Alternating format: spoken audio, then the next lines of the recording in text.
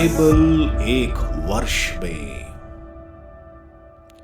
नमस्कार, आप सबका बाइबल एक वर्ष में स्वागत है। आप सब ने जो कदम उठाया है प्रभु के वचन सुनने के लिए, यह हमारे जीवन के अंधेरों को दूर करेंगे और हमें प्रभु के प्रकाश में चलाएंगे। आज हम विधि विवरण ग्रंथ यानी ड्यूटरोनॉमी शुरू करेंगे। विधि विवरण ग्रंथ का अध्याय 1, 2 और 3 और स्रोत ग्रंथ का 94 स्रोत सुनेंगे। प्रभु का वचन सुनने से पहले आइए हम ईश्वर से प्रार्थना करें। हे प्रभु, हम आपका वचन सुनने वाले हैं। हमारे मन की आंखें खोलें और हमें आध्यात्मिक प्रज्ञा दें ताकि हम आपको जान सकें और आपके वचन के अनुसार अपना जीवन जिए। यह हम मांगते हैं आपसे प्रभु यीशु के नाम, आमीन। विधि विवरण ग्रंथ अध्याय 1। कब और कहाँ। मूसा ने यार्दन के उस पार के उजाड़ खंड अर्थात अराबा में सूफ के सामने परान, तोफेल, लाबान, हेसरोत और दी जहाब के बीच सब इजरायलियों को संबोधित करते हुए यह कहा। पहाड़ी प्रदेश सैनीर के मार्ग से होरोब से कादेश बर्नेया तक की यात्रा 11 दिन की है। 40वें वर्ष के 11वें महीने के पहले दिन मूसा ने इजरायलियों को वे ही बातें सुनाई जिनका आदेश प्रभु ने उसे दिया था। इसके पूर्व वह अमेरियों के राजा सिहोन को, जिसका दरबार हेशबोन में था, और बाशान के राजा ओग को, जिसका दरबार अश्तरोत और एद्रई में था, पराजित कर चुका था। यार्दन के उस पार मोआब के प्रदेश में मूसा ने यह कहते हुए संहिता प्रस्तुत की। हेरोब पर्वत के पास प्रभु का आदेश। प्रभु हमारे ईश्वर ने हेरोब के पास हमसे कहा था, तुम लोग इस पर्वत के पास काफी समय तक ठहर चुके हो। अब चलकर अमोरियों के पहाड़ी प्रदेश की ओर प्रस्थान करो और उनके साथ पहाड़ियों की ओर जो अराबा पहाड़ी प्रदेश और तराई नगेब में, समुद्र तट पर कनानियों के देश लेबनान में और महानदी फरात तक निवास करते हैं। देखो, यह देश तुम्हारे सामने है। तुम उधर जाओ और इस देश को अपने अधिकार में ले लो। इसके बारे में प्रभु ने शपथ पूर्वक वचन दिया था कि वह इसे तुम्हारे पूर्वजों को, इब्राहिम, इसहाक, याकूब और उनके बाद उनके वंशजों को दे देगा। उस समय मैंने तुम लोगों से यह भी कहा था, मैं अकेला तुम्हें संभालने में असमर्थ हूं। प्रभु तुम्हारे ईश्वर ने तुम्हारी संख्या बढ़ाई है, इसलिए आज तुम आकाश के तारों की तरह असंख्य हो। तुम्हारे पूर्वजों का ईश्वर प्रभु अपनी प्रतिज्ञा के अनुसार तुम्हारी संख्या 1000 गुना बढ़ाए और तुम्हें आशीर्वाद दे। किंतु मैं अकेले तुम्हारी समस्या, भार और झगड़े कहाँ तक ढोता रहूंगा। इसलिए तुम अपने अपने वंश के बीच बुद्धिमान, योग्य और अनुभवी व्यक्तियों को चुनो, जिससे मैं उन्हें तुम लोगों पर नियुक्त करूं। इस पर तुमने मुझे उत्तर दिया, आपका कहना उचित है। इसलिए मैंने तुम्हारे वंशजों के नेताओं को, बुद्धिमान और अनुभवी व्यक्तियों को चुना और उन्हें 1000-1000, 100-100, 50-50 और 10-10 मनुष्यों की टोली पर शासक और वंश के सचिव के रूप में नियुक्त किया। उस समय मैंने तुम्हारे न्यायाधीशों को आदेश दिया कि वे तुम्हारे भाइयों के दोनों पक्षों की बातें सुनकर उनका न्यायपूर्ण निर्णय करें। चाहे मामला 2 इजरायलियों का हो, चाहे एक स्वदेशी हो और दूसरा विदेशी। न्याय करते समय किसी का पक्ष मत लो। छोटे बड़े सबके मामले समान भाव से सुनो। किसी से नहीं डरो, क्योंकि न्याय ईश्वर का है। यदि तुम्हें कोई मामला कठिन मालूम पड़े तो उसे मेरे सामने रखो, जिससे मैं उस पर विचार कर सकूं। उस समय मैंने आदेश दिया कि तुम्हें क्या क्या करना चाहिए। कादेश के पास लोगों का अविश्वास। जैसा हमें प्रभु अपने ईश्वर से आदेश मिला था, हमने होरोब से चलकर अमीरियों के पहाड़ी प्रदेश की ओर जाते हुए उस बड़े और भीषण उजाड़खंड को पार किया जिसे तुम स्वयं देख चुके हो, और हम कादेश बरने आए। वहां मैंने तुम लोगों से कहा था, अब तुम अमेरियों के पहाड़ी प्रदेश तक आप चुके हो जिसे प्रभु हमारा ईश्वर हमें देने वाला है। देखो, प्रभु तुम्हारे ईश्वर ने तुम्हें यह देश दे दिया है। उधर जाओ, उसे अपने अधिकार में लो, जैसा प्रभु तुम्हारे पूर्वज के ईश्वर ने तुम्हें आदेश दिया है। तुम ना तो डरो और ना हताश हो। तब तुम सब ने मेरे पास आकर कहा, हम अपने आगे अपने आदमियों को भेजें, वे हमारे लिए उस देश का निरीक्षण करें और हमें उस मार्ग के विषय में बताएं जिससे होकर हमें वहां जाना होगा, और उन नगरों के विषय में भी जो हमारे मार्ग में पड़ेंगे। यह प्रस्ताव मुझे उचित लगा, इसलिए मैंने तुम लोगों में से 12 पुरुषों को, प्रत्येक कुल से एक पुरुष को चुना। वे चले गए और पहाड़ी प्रदेश पार कर एशकॉल घाटी में पहुंचे और उन्होंने उसका भेद लिया। उन्होंने उस देश के फल लाकर हमें दिए और हमें बतलाया कि वह देश रमणीय है जिसे प्रभु हमें देने वाला है। परंतु तुमने उधर जाना स्वीकार कर प्रभु अपने ईश्वर के आदेश के विरुद्ध विद्रोह किया।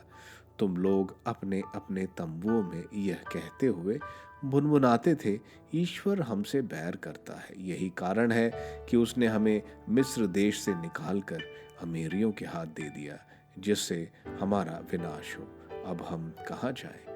हमारे बंधुओं ने ही यह कहते हुए हमें निरुत्साहित किया कि वहाँ के लोग हमसे अधिक बलवान हैं और हमसे अधिक लंबे हैं। उनके नगर बड़े हैं और उनके परकोटे आकाश छूते हैं, और हमने वहां आनाक के वंशजों को भी देखा। यह सुनकर मैंने तुम्हें समझाया, उनसे मत डरो और भयभीत मत हो। प्रभु तुम्हारा ईश्वर तुम्हारे आगे आगे चलेगा और तुम्हारे लिए ठीक उसी तरह लड़ेगा जिस तरह उसने मिस्र में तुम्हारी आंखें के सामने किया था। तुम उस उजाड़खंड में देख चुके हो कि प्रभु तुम्हारा ईश्वर उस पूरे मार्ग पर जिस पर तुम यहाँ तक आए हो, तुम्हें इस प्रकार गोद में उठाकर ले आया, जैसे कोई पिता अपने पुत्र को उठाकर ले आता है। यह होते हुए भी तुम प्रभु अपने ईश्वर पर विश्वास नहीं करते थे। यद्यपि वह रास्ते में तुम्हारे आगे आगे चलता हुआ तुम्हारे लिए पड़ाव चुना करता था, और रात में अग्नि के रूप में तथा दिन में मेघ खंड के रूप में तुम्हें मार्ग दिखाता था। तुम्हारा यह कथन सुनकर प्रभु क्रुद्ध हो गया। उसने यह शपथ खाई, इस दुष्ट पीढ़ी में से कोई भी उस रमणीय देश को नहीं देख पाएगा जिससे मैंने तुम्हारे पूर्वजों को देने को शपथपूर्ण वचन दिया था। केवल यफने का पुत्र कालेब उसे देख पाएगा। उसे और उसकी संतानों को मैं वह देश दूंगा जिससे उसने अपने पैर रखे थे, क्योंकि उसने प्रभु की आज्ञा का पूर्णतः पालन किया। तुम्हारे कारण प्रभु मुझ पर भी यह कहते हुए क्रुद्ध हुआ था, तुम भी वहां नहीं जा सकोगे। केवल नून का पुत्र यीशुआ जो तुम्हारा सहायक है वहां पहुंच सकेगा। उसे प्रोत्साहित करो, क्योंकि वही देश को इजरायलियों में बांटेगा। परंतु तुम्हारे छोटे छोटे बच्चे वहां पहुंचेंगे जिनके विषय में तुमने कहा था कि शत्रु उन्हें लूट लेंगे, और तुम्हारे वे बालक जिन्हें आज भले बुरे की पहचान नहीं है, मैं उसे उन्हें दूंगा और वह उसे अपने अधिकार में करेंगे। परंतु तुम लोग लौटो और लाल समुद्र के मार्ग से उजाड़ खंड की ओर प्रस्थान करो। इस पर तुम लोगों ने मुझे यह उत्तर दिया, हमने प्रभु के विरुद्ध अपराध किया है। हम उधर जाएंगे और युद्ध करेंगे जैसा प्रभु हमारे ईश्वर ने हमें आदेश दिया है। तब तुम में से प्रत्येक ने अपने अपने शस्त्र बांध लिए थे और सोचा था कि पहाड़ी प्रदेश में ऊपर चढ़ना आसान है। परंतु प्रभु ने मुझसे कहा था, उन्हें मना करो। वे ना उधर जाएं और ना युद्ध करें, नहीं तो वे अपने शस्त्रों से परास्त हो जाएंगे, क्योंकि मैं उनका साथ नहीं दूंगा। मैंने तुम लोगों को यह कहा, किंतु तुमने मेरी बातें नहीं मानी। तुमने प्रभु के विरुद्ध विद्रोह किया और पहाड़ी प्रदेश पर चढ़ने का दुस्साहस किया। उस पहाड़ी प्रदेश के अमोरियों ने तुम्हारा सामना किया और मधुमक्खियों की तरह तुम्हारा पीछा करते हुए सई प्रांत में होरमा तक तुम्हें खदेड़ दिया। लौटने पर तुमने प्रभु के सामने विलाप किया, परंतु प्रभु ने तुम्हारे विलाप पर ना तो ध्यान दिया और ना ही उसकी परवाह की। इसलिए तुम लोगों को बहुत दिनों तक कादेश में रहना पड़ा। विधि विवरण ग्रंथ अध्याय 2। एदोम, मोआब और अम्मोन। हमने प्रभु के आदेश के अनुसार वहां से आगे चलकर लाल समुद्र के मार्ग से उजाड़ खंड की ओर प्रस्थान किया और बहुत समय तक सेईर के पहाड़ी प्रदेश के चारों ओर चक्कर काटते रहे। इसके बाद प्रभु ने मुझसे कहा, तुम लोग काफी समय तक इस पहाड़ी प्रदेश के आसपास चक्कर काट चुके हो। अब उत्तर की ओर मुड़ो। लोगों से कहो कि जब तुम अपने भाइयों अर्थात सेईर के निवासी एसाव के वंशजों के देश से होकर जाओगे तो वह तुमसे डर जाएंगे। इसलिए सावधान रहो, तुम उनसे छेड़छाड़ मत करो, क्योंकि मैं उनके देश में पैर रखने तक की भूमि भी तुम्हें नहीं दूंगा। मैं एसाव को सई के पहाड़ी प्रदेश उसके अधिकार में दे चुका हूं। तुम उन्हें कीमत देकर भोजन और पीने का पानी खरीदो। प्रभु तुम्हारे ईश्वर ने तुमको तुम्हारे प्रत्येक काम में बहुत आशीर्वाद दिया है। उसके विशाल उजाड़ खंड की यात्रा में तुम्हारी रक्षा की है और प्रभु तुम्हारे ईश्वर ने पिछले 40 वर्षों से तुम्हारा साथ दिया और तुम्हें किसी प्रकार की कमी नहीं हुई। इसलिए हम एसाव के वंशजों सईर निवासियों के देश से आगे चलकर अराबा के मार्ग छोड़कर एलत और एसियोन गेबर के पास मोआब के मैदानों की ओर चल पड़े। वहां प्रभु ने मुझे यह आज्ञा दी थी, मोआबियों को मत सताओ और उनसे युद्ध मत करो। मैं तुम्हारे अधिकार में उनके देश का कोई अंश नहीं दूंगा, क्योंकि मैंने आर प्रदेश लौट के वंशजों के अधिकार में दे दिया। इनके पहले उस देश में एमी लोग रहा करते थे, जो अनाकियों के समान बलवान, बहुसंख्यक और ऊंचे कद के थे। वे अनाकियों की तरह रफाई माने जाते थे, किंतु मोआबी उन्हें एमी कहते थे। सेईर प्रदेश से पहले होरी लोग रहते थे, परंतु एसाव के वंशजों ने उनका विनाश किया और उनका देश अपने अधिकार में ले लिया। इजरायलियों ने भी ऐसा ही उस देश में किया जिससे प्रभु ने उनके अधिकार में दिया था। प्रभु ने कहा, अब उठकर जरेद पार करो। इस पर हमने जरेद पार किया। जब तक हमने कादेश बर्नेया से लेकर जरेद नाला पार किया, तब तक 40 वर्ष बीत गए।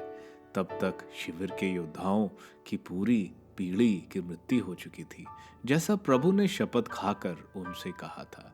सच पूछो तो जब तक उनका शिविर से लोप नहीं हो गया, तब तक प्रभु का हाथ उन्हें दंडित करता रहा। यार्दन पार के देश में जब समुदाय की सब योद्धाओं की मृत्यु हो गई, तब प्रभु ने मुझसे कहा, आज तुम आर के पास मोआब की सीमा पार करने वाले हो। अम्मोनियों के पास पहुंचकर उनको नहीं सताओ और ना उनके विरुद्ध युद्ध करो, क्योंकि मैं अम्मोनियों के देश का कोई भाग तुम्हारे अधिकार में नहीं दूंगा। मैं उसे लौट के वंशजों के अधिकार में दे चुका हूं। यह देश रफाइयों का देश भी कहा जाता है। इसमें पहले रफाई लोग रहा करते थे। अमोनी लोग उन्हें जमजुमी कहते हैं। वे अनाकियों के समान बलवान, बहुसंख्यक और ऊंचे कद के हैं, पर प्रभु ने उन्हें अमोनियों के आने पर भगा दिया। इसलिए इन्होंने उनके देश को अधिकार में ले लिया और वहां बस गए।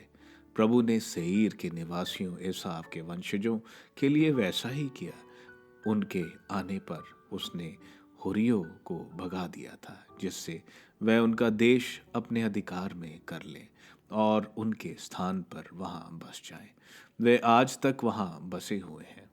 कफ्तोर में आए कफ्तोरी लोगों ने भी अवियों को, जो गाजा तक गांवों में रहते थे, भगा दिया था और उनके स्थानों पर वहां बस गए थे। अब आगे बढ़ो और अर्नोन नाले के पार करो। मैं हेशबोन के अमोरी राजा सिहोन और उसके देश को तुम्हारे हाथ देता हूँ। उस देश को अपने अधिकार में लेने का उपक्रम करो और उन पर आक्रमण करो। मैं आज से सारे संसार के लोगों में तुम्हारे प्रति आतंक और भय उत्पन्न करूंगा। जो लोग तुम्हारे विषय में सुनेंगे वह तुम्हारे सामने थरथराकर कांपने लगेंगे। सिहोन के राज्य पर अधिकार। इसलिए मैंने केदमोत के उजाड़ खंड से हेशबोन के राजा सिहोन के पास दूतों द्वारा यह शांति संदेश भेजा। मैं आपका देश पार करना चाहता हूँ। मैं सीधे मार्ग से निकल जाऊंगा। मैं ना दाहिने ओर मुड़ूंगा और ना बाईं ओर। आप कीमत लेकर मुझे भोजन और पीने का पानी दीजिए। मुझे केवल पार करने दीजिए।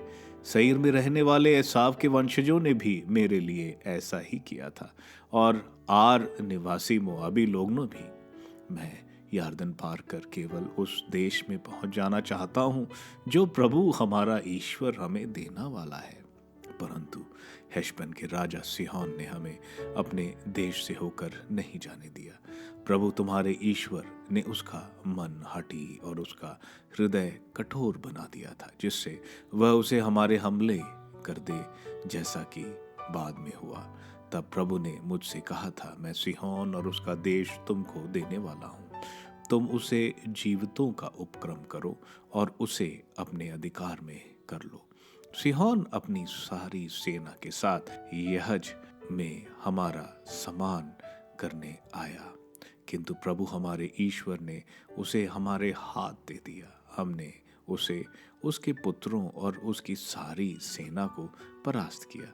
हमने उस समय उसके सब नगरों पर अधिकार कर लिया और उनके निवासियों का, पुरुषों, स्त्रियों, बच्चों सबका सर्वनाश किया। हम उनके पशुओं को और विजित नगरों की लूट अपने साथ ले गए। अर्नोन के तट पर स्थित अरोएर और घाटी में स्थित नगर से लेकर गिलियाद तक का कोई नगर ऐसा नहीं था जो हमारा सामना कर सके। प्रभु हमारे ईश्वर ने उन सब को हमारे हाथ दे दिया था। तुमने अम्मोनियों का देश, यबोक नदी के किनारे का समस्त भूभाग और पहाड़ी प्रांत के नगरों को अधिकृत नहीं किया, जैसा कि प्रभु हमारे ईश्वर ने तुम्हें आदेश दिया था। विधि विवरण ग्रंथ अध्याय 3। बाशा के राजा ओग की पराजय। इसके बाद हम बाशान की ओर बढ़ने लगे। तब बाशान का राजा ओग अपनी सारी सेना के साथ एद्रई के पास हमारा सामना करने आया। पर प्रभु ने मुझसे कहा, उससे मत डरो, क्योंकि मैंने उसकी सारी सेना और उसका देश तुम्हारे हाथ में दे दिया है। और जैसा तुमने हेशबोन के अमोरियों के राजा सिहोन के साथ किया था, तुम वैसा ही उसके साथ करो। इस प्रकार प्रभु हमारे ईश्वर ने बाशान के राजा ओग को भी उसकी सारी सेना के साथ हमारे साथ दिया। हमने उन्हें इतनी बुरी तरह परास्त किया कि उनमें एक भी जीवित नहीं रहा। उस समय हमने उसके सब नगरों को भी अपने अधिकार में कर लिया। ऐसा एक भी नगर नहीं था जिसे हमने उससे छीना ना हो, अर्थात 60 नगर, अरगोब का सारा प्रांत, बाशान में ओग का राज्य। ये सभी ऐसे नगर थे जिनमें बड़े बड़े परकोटे, फाटक और अर्गलाएं थी, और इनके अतिरिक्त ऐसे बहुत से गांव भी जिनमें परकोटे नहीं थे। हमने उनका उसी प्रकार संहार किया जिस प्रकार हमने हेशबोन के राजा सिहोन का संहार किया था।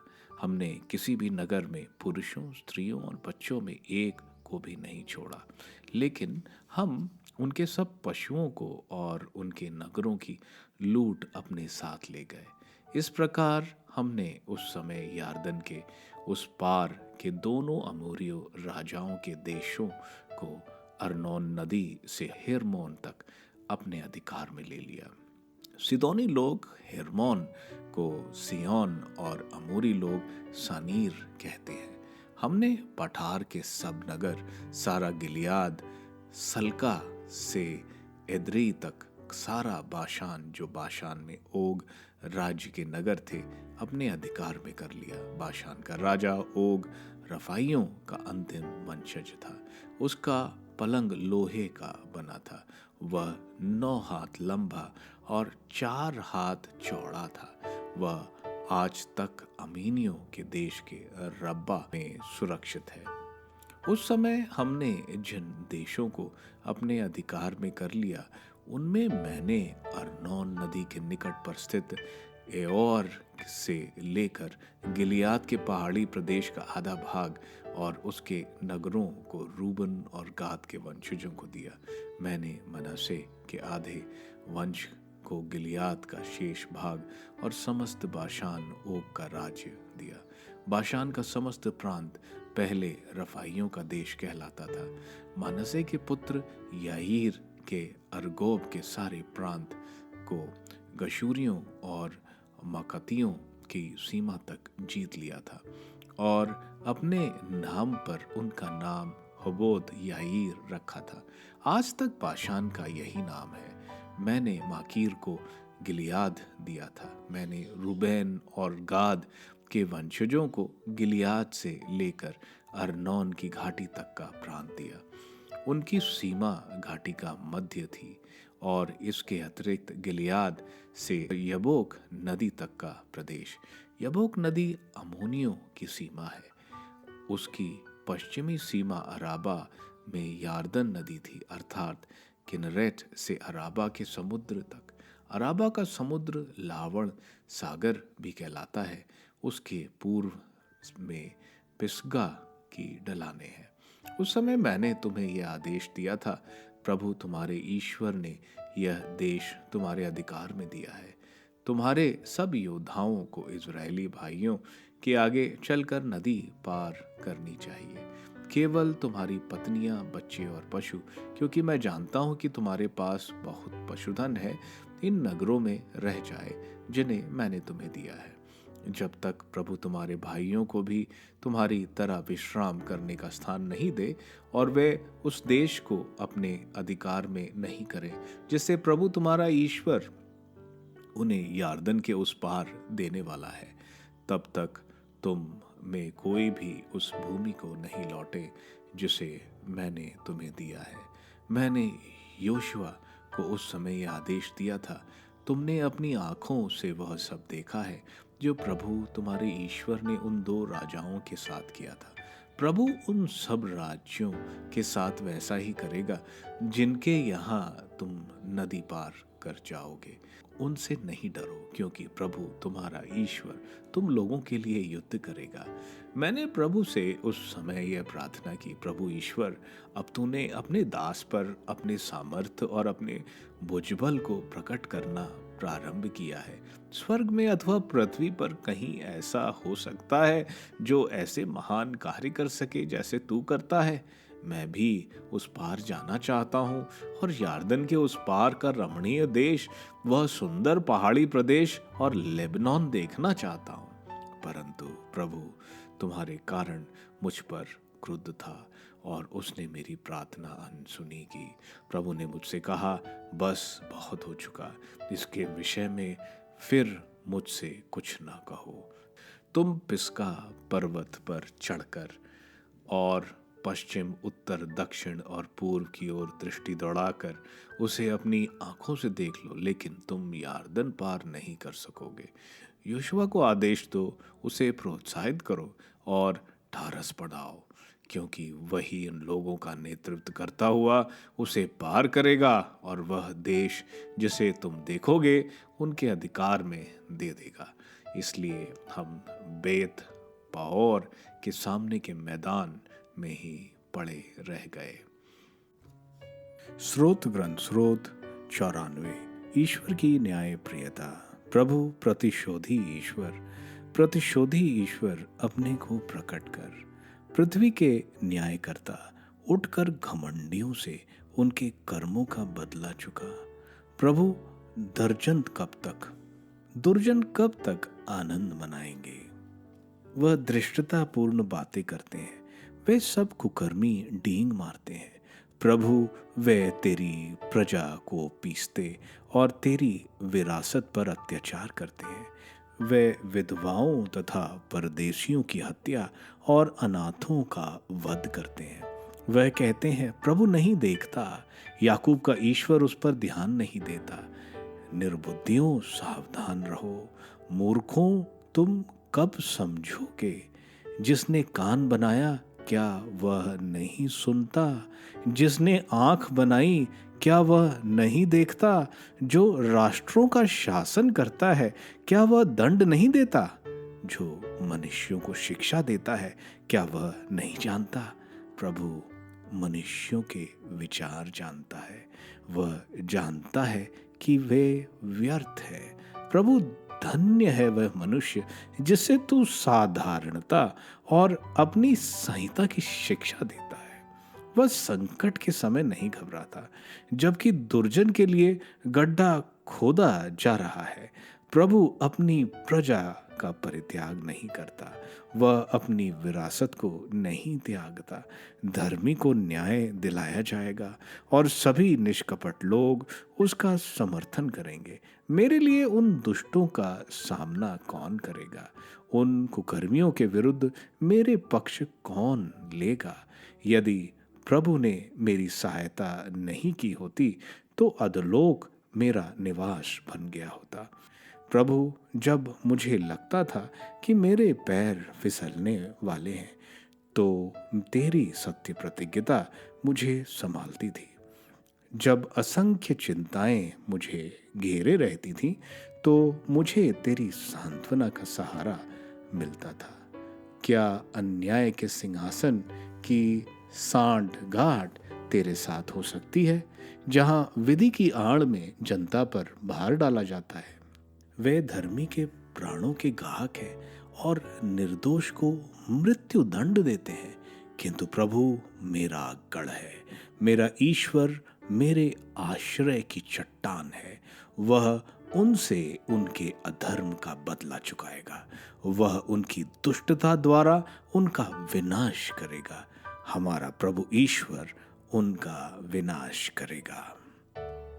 आज हमने विधि विवरण ग्रंथ, जो कि मूसा की 5वीं किताब है, उसके अध्याय 1, 2 और 3 सुना। विधि विवरण ग्रंथ मूसा का संबोधन है इजरायलियों के दूसरी पीढ़ी के लिए, क्योंकि पहली पीढ़ी जो मिस्र से निकली थी वह सब मारे गए सिवाय कैलब और योशुआ के, क्योंकि इजरायलियों ने ईश्वर पर विश्वास नहीं किया। इसलिए मूसा उनको बता रहे हैं ताकि ये नई पीढ़ी उन सब बातों पर ध्यान दे जो कुछ प्रभु ने इजराइल के लिए किया। मूसा 120 वर्ष का हो चला था, अब कुछ हफ्ते ही बाकी हैं उसकी मृत्यु होने के लिए। इस विधि विवरण ग्रंथ के साथ मूसा का समय समाप्त हो जाएगा और कानान देश पर कब्जा जैसे प्रभु ने कहा था होगा, यह अभी कादेश बर्निया में पड़ाव डाले हुए थे। सनाई पर्वत से कादेश बर्निया का रास्ता सिर्फ 11 दिन का था, क्योंकि उन्होंने ईश्वर के खिलाफ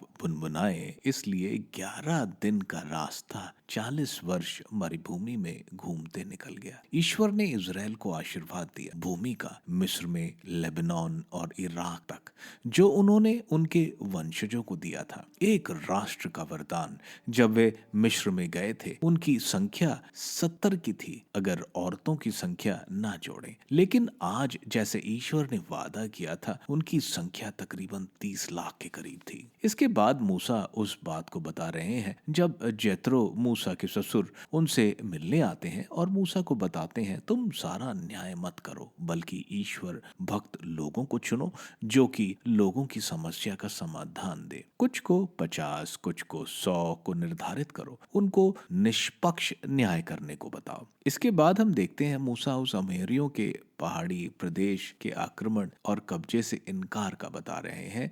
ईश्वर ने आज्ञा दी थी कि जाओ और उस अमेरियों को प्रदेश को अपने कब्जे में कर लो, लेकिन फिर भी इन लोगों ने वहां जासूस भेजे और 10 जासूसों ने बोला कि हम इनके सामने नहीं जीत सकते, और सिर्फ योशुआ और कैलेब ने सामने आकर आक्रमण के लिए बोला कि हम जरूर जीतेंगे। वे सब प्रभु के खिलाफ बुनबुनाए। जब इजरायलियों को समझ आया कि उन्होंने पाप किया है, इसके बाद वे तैयार हुए अमोरियों पर आक्रमण करने के लिए, लेकिन ईश्वर के मना करने के बावजूद वे आक्रमण करते हैं। लेकिन अमोरियों ने उन्हें बहुत बुरी तरह खदेड़ा। इसराइलियों ने विलाप किया, लेकिन ईश्वर ने उनकी नहीं सुनी। अध्याय 2 में हम देखते हैं इजराइल 40 वर्ष तक मरुभूमि में घूमता रहा, क्योंकि उसने प्रभु पर विश्वास नहीं किया और ईश्वर के विरुद्ध पाप किया। इसलिए हम देखते हैं सारे मिस्र से जो निकले थे उस पीढ़ी की मृत्यु हो गई, सिवाय कैलेब और योशुआ के। प्रभु बोलते हैं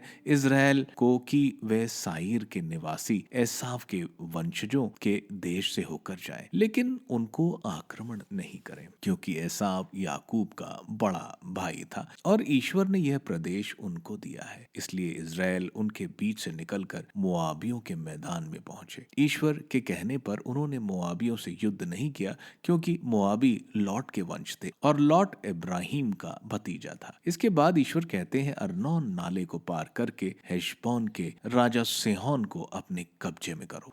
शांति संदेश भेजने पर भी हेशबोन के राजा नहीं माना और जहाज में युद्ध का सामना हुआ। इजराइल ने बुरी तरह हराया और सब लोगों का सर्वनाश किया। सिहोन ईश्वर की योजना के खिलाफ खड़ा हुआ और खत्म हो गया। हम यहाँ देखते हैं राज्य और देश ईश्वर ही देते हैं। अध्याय 3 में हम देखते हैं इजराइल के बाशान प्रदेश के राजा ओग से युद्ध है। बाशान एक बहुत उपजाऊ इलाका है और राजा ओग की सेना बहुत संगठित और शक्तिशाली सेना थी, लेकिन ईश्वर कहते हैं आज्ञाकारी रहो, ईश्वर पर विश्वास रखो और डरो नहीं। यह बात विधि विवरण ग्रंथ का मुख्य संदेश है। इजराइल ओग की सेना को बुरी तरह पराजित करता है और पूरे बाशान वासियों को खत्म कर देता है। 60 शहर हैं जिन पर कब्जा किया गया। इस तरह इजराइल यार्दन के इस पार का इलाका हरमोन से अर्नोन नदी के इलाके कब्जे कर लेता है। यहाँ हम देखते हैं रूबन, गाद और मनेसा कहते हैं उनको यह प्रदेश देने को, क्योंकि उनके पास मवेशी बहुत हो गए थे। मूसा रूबन, गाद और मनेसा का आधा वंश को यह इलाका यानी मृत सागर, डेड सी से गैलिली सागर, सी ऑफ गैलिली तक का प्रदेश इनमें बांट दिया जाता है। मूसा ने इन तीनों वंश के पुरुषों को आज्ञा दी कि जब तक बाकी वंश यार्दन नदी पार कर अपने लिए देश नहीं कब्जा करते, यह वंश सेना के आगे आगे चलेंगे और बाकी वंश के लिए लड़ेंगे, ताकि उनको भी अपना देश मिल जाए। इसके बाद वे वापस बाशान जा सकते हैं। उन लोगों ने इस बात को माना और बाकी वंशजों के साथ यार्दन के उस पार जाने को तैयार हो गए। मूसा प्रभु से यार्दन के उस पार जाने का निवेदन करता है, लेकिन ईश्वर नहीं स्वीकार करते, क्योंकि मरीबा में जिसका विवरण गणना ग्रंथ के अध्याय 20 में किया गया है, प्रभु ने बताया था कि तुम चट्टान से बोलो और वह चट्टान में से पानी आ जाएगा। लेकिन मूसा चट्टान को बोलने के बजाय उसे अपनी छड़ से 2 बार मारते हैं। इसी वजह से मूसा कानान देश में प्रवेश नहीं कर पाते। प्रभु मूसा को बोलते हैं कि तुम पिस्गा पर्वत पर चढ़कर कानान देश देख सकते हो। स्रोत ग्रंथ के 94 स्रोत एक विलाप, दुख का स्रोत है। स्रोतकार ईश्वर से याचना कर रहा है कि ईश्वर, आप जो दिव्य न्यायाधीश न्यायाधीश हैं, इन दुष्टों को सजा दें। यह विधवा, परदेशी, कमजोर लोगों की हत्या करते हैं। स्रोतकार बोल रहा है, दुष्ट, ईश्वर तुम पर जरूर न्याय करेगा। स्रोतकार अपने तजुर्बे के बारे में बोल रहा है, किस तरह ईश्वर ने स्रोतकार की रक्षा की और उसको सांत्वना किया। आखिर में स्रोतकार कह रहा है कि ईश्वर इन दुष्टों को उनकी दुष्टता की सजा देंगे। आप सबको धन्यवाद ईश्वर के वचन सुनने के लिए। मैं आपसे विनती करता हूं कि आप बाइबल एक वर्ष में को दूसरों के साथ शेयर करें, क्योंकि प्रभु का वचन स्वयं प्रभु यीशु है। प्रभु को दूसरों को देने वालों को प्रभु की आशीष जरूर मिलेगी। मैं आप सबका बड़ी बेसब्री से कल इंतजार करूंगा। धन्यवाद।